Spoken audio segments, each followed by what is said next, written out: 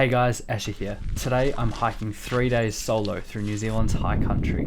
I'm camping next to a hidden lake, racing a tropical cyclone in rain, and staying in a historical musterer's hut. I hope you enjoy.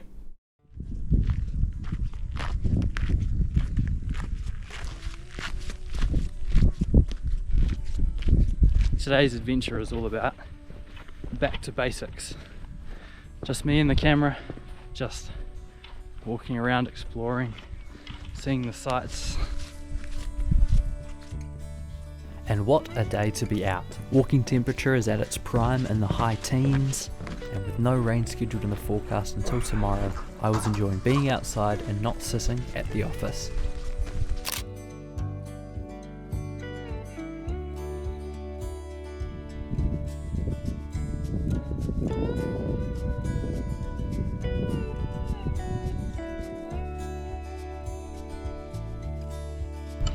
I'm just heading down the valley. You can see the valley floor open up just down there. Underneath what's clouded in mountains there is Mount Arca, named by Julius von Haast after Arca, a French professor of geology and paleontology. Of course, Julius von Haast, very famous explorer, mountaineer, surveyor, where plenty of things are named after him. But yeah, it's pretty cool. The mountain is, it's quite a good looking mountain, like when it's not covered in cloud. It was first climbed in 1910 by Julian Dennistown, who was also the first man to climb Mitre Peak, which is in Milford Sound. He was also an airman in the First World War, so a very accomplished man. Today's goal is not to climb, not to follow in his footsteps. I haven't really had any mountaineering experience, and the weather looks pretty terrible up that way, so stick to the flats and keep exploring.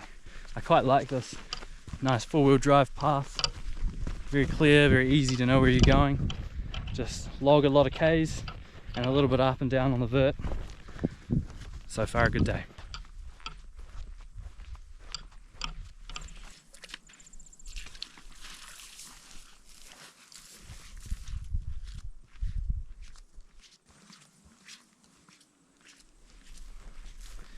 Our goal is just that little hill there that sits in front of that main range. I don't know if you can see across there, but the lake is just behind that, so our track is up and then across, I think, which is yeah, pretty good going. About 4 Ks to go, which should be about an hour and a half, about 250 meters elevation gain, and then yeah, find a campsite.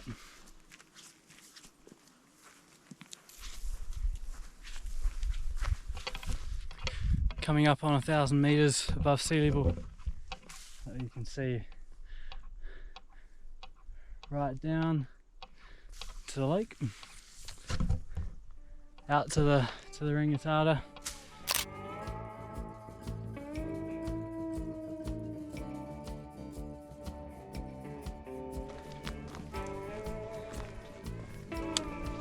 After chipping away at the climb over the length of the 14 Ks, the lake was finally in sight.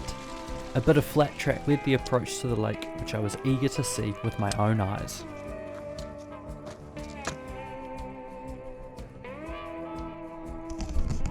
Wow, there she is. Mystery Lake. Our hard work has paid off. Now I've read that despite it being really flat down the bottom, at this end of the lake it's quite boggy, so I'll need to find a campsite up on the ridge just to the south side of the lake.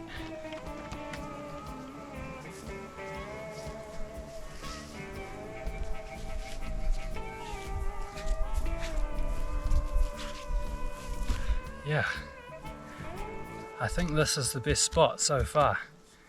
Relatively flat, and the lake is literally just there, so water's close rather than going up a little higher and having to come and go up and down the steep slope. But 14 Ks, 4 hours, so that's pretty good going. Yep, I'm really happy. So we're here now, Gonna set up, yeah, prepare for an evening of relaxing.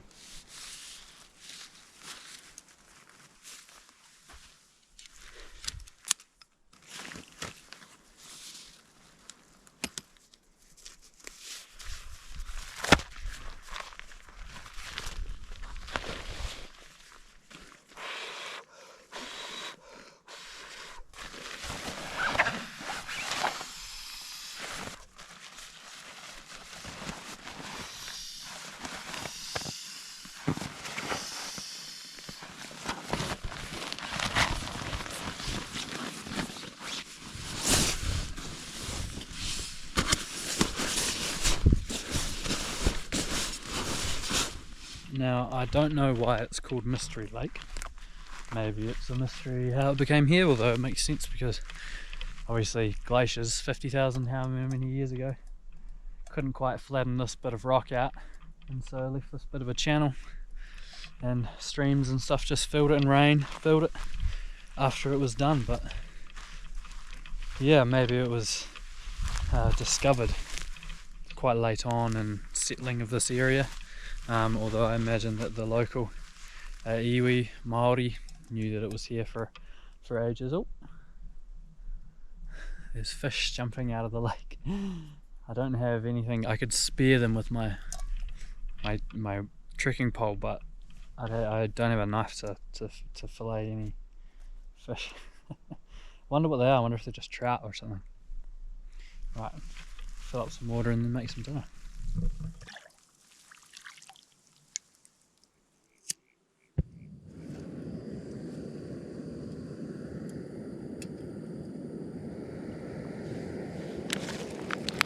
On the menu tonight, venison casserole.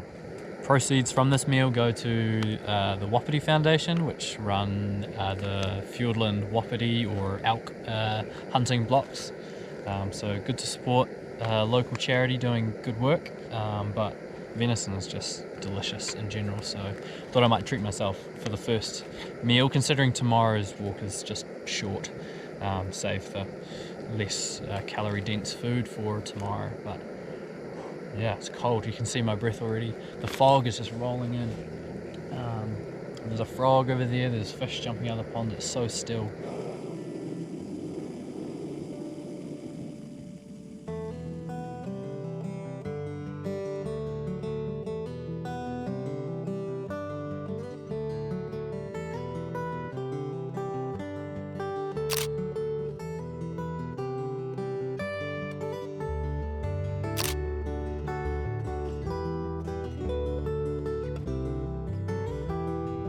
What's cool about this landscape is the rolling hills, or at least the downs of this area, as they undulate down towards the river. All the little trenches and hills and like knobs and stuff are evidence of glaciers 50,000 years ago. This was all ice. Where I'm standing, north for the next valleys and south as well, the Rangitata glacier through here carved out as it moved all of these hills and nooks and crannies, and yeah, obviously the bits of rock that we're standing on, these big hills here, yeah, managed to survive. But down there's just evidence of all of that, and you can see a few more divots where the rock was tough enough to survive the moving of ice and water. But it was only 50,000 years ago. Humans were alive then, which was crazy. In other parts of the world, there were, well, ancestors of humans were around, and yet here was ice. And no one would settle this area until the Māori arrived, and I think started using this area in the 15th, 14th century.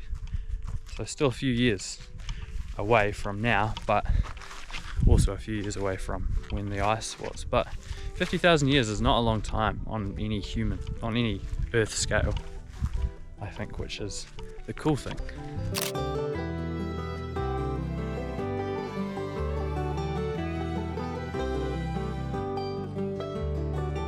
It had been a stunning morning out on the ridgeline, but it was time to head back to camp, have some breakfast, and pack up. Breakfast time.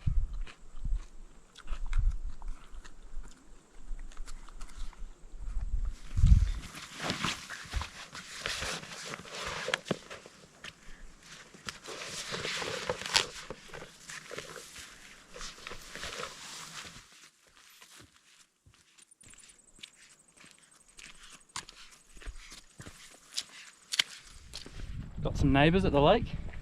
A few paradise duck just came in and nested up on the banks, basking in the sun. Yeah, there we go.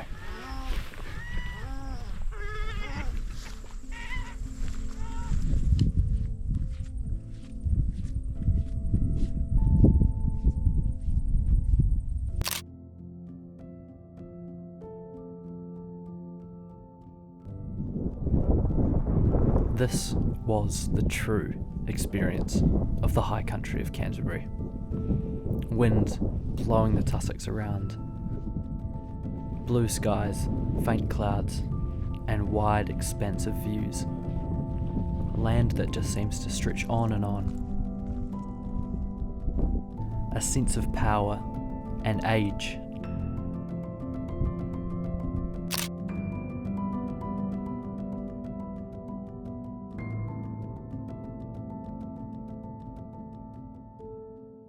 That there is the Big Hill Range, aptly named because that's a big hill. The big peak up there at 2014 or something like that meters, doesn't actually have a name, but that little knob, yeah, over there, is called Red Mountain.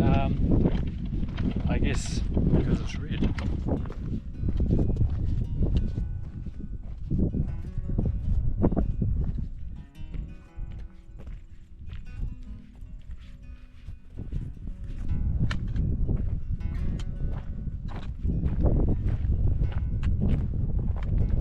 Just coming down the hill, I can see the hut. This is it's not very far at all, although it's always that thing of you can see it, but you know how many ups and downs and streams and you've got to cross before you get there.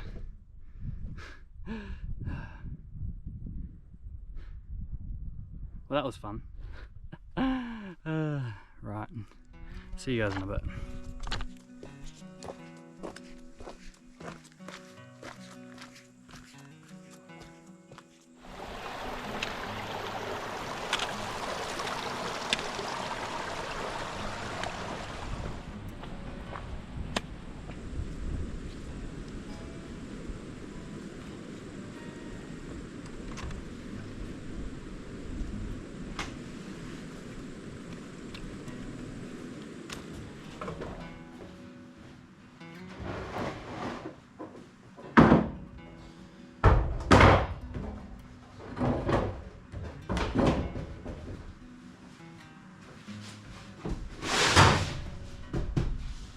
One of the best things about coming to these huts is the dock intentions book.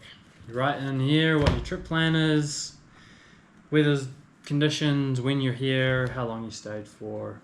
Yeah, so I love looking through it, seeing how many people have been in the past couple of days. Well, had someone here today. Gary from Christchurch, rifle walking, current weather conditions, clag.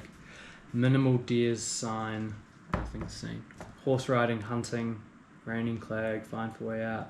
Seen 2 animals passed in mountain. Deer sign, pig sign. So there's plenty of activity here. Some names that I've seen in other hut books around. But this is cool, so I'll enter in here.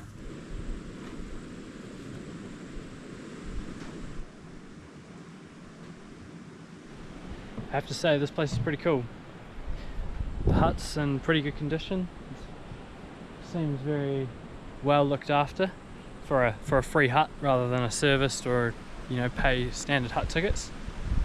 Cool stream. There's a toilet and a horse paddock up there, and all these old oil drums, which I imagine people use when they come camping, and potentially they've been here for a long time. But yeah, no, what a cool place. We're pretty lucky here in New Zealand to be able to stay in places like this, with so much history and atmosphere and just natural awe. I was looking forward to a peaceful evening.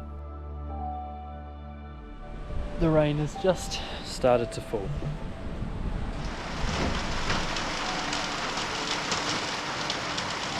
And what could be more atmospheric than the sound of rain on a tin roof? It wasn't long before I drifted off to sleep.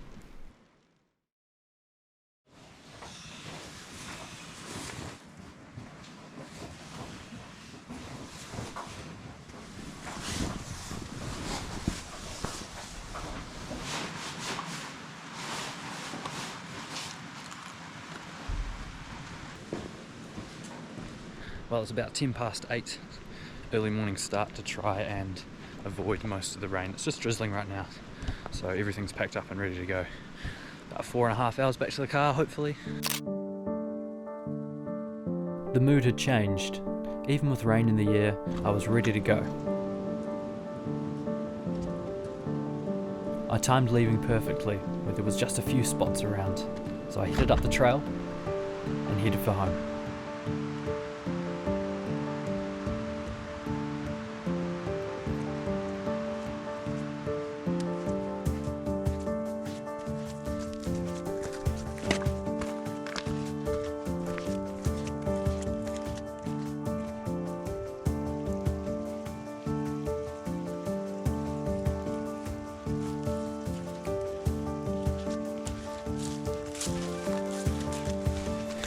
The rain is getting heavier, so time to break out the rain jacket.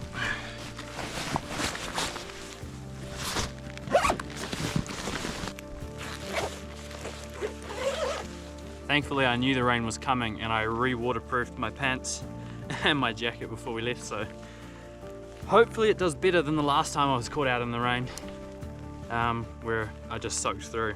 I might have a little bit more of a chance this time.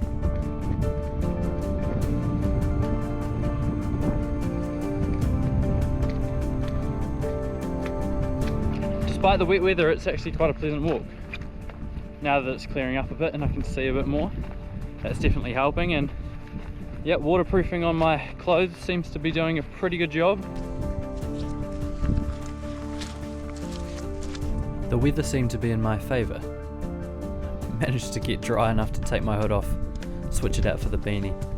It was cold, but it was pleasant. Despite warnings of 15, 20, 30 mils of rain, this moody fog rolled in, and that was all I was getting. A photographer's dream.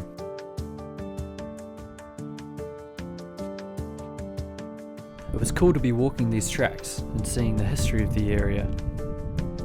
The sheep farmers, the run holders that used to work here. The footprints of animals, native, non-native, sheep, rabbits, birds, and humans. I was adding my boot print to that list as well.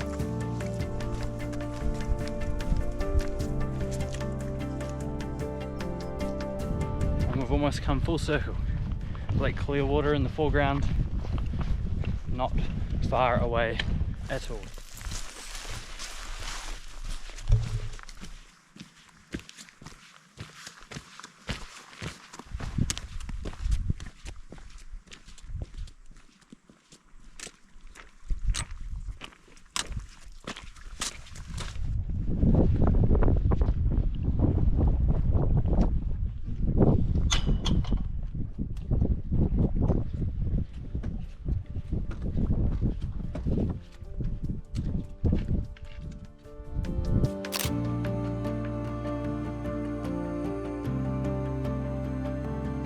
Just like that, the journey was coming to an end.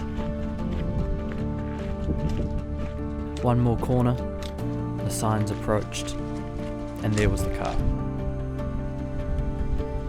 3 days by yourself. Sounds strange, but man, what an experience. I have to say, we timed that perfectly. The rain has just started, so it's perfect time to be back at the car, head back to town, back to reality, back to work, but it's okay. I'll be out here again at some point someday, very shortly. Catch you in the next one.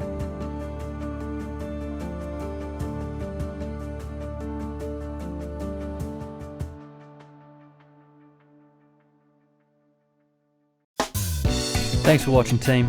Hope you enjoyed that episode. I've got plenty in the works. Got about 4 or 5 sitting on the hard drive, so you betcha I'll be back editing those as fast as I can to get these videos out for you. Thanks for all the support. Hope you enjoyed, and we'll catch you in the next one.